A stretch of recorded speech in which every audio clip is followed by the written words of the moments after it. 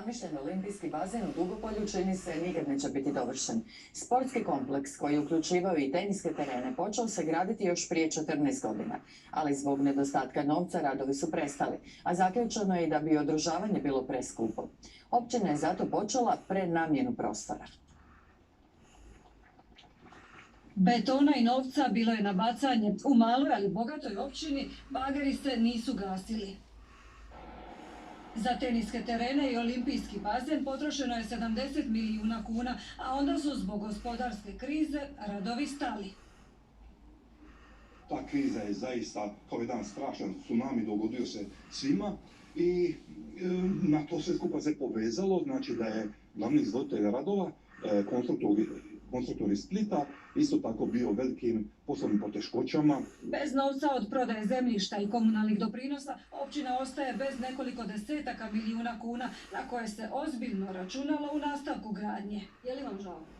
Pa evo, mislim, svakom dobronamjernoj osobi je žao kad se ne dogodi ili na vrijeme kad bismo to htjeli. Bolja vremena nikako da dođu. Novi načelnik godinama je pokušavao prikupiti 40 milijuna kuna za dovršetak posla, a onda je shvatio.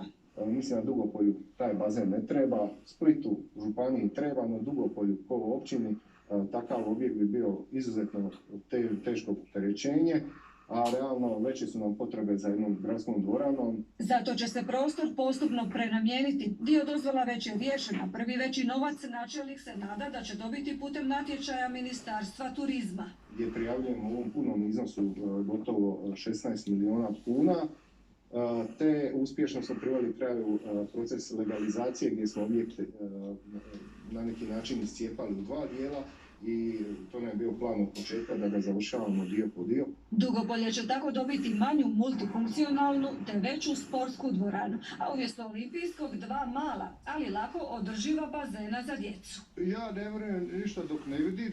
Čini mi se da će to još stati godinu.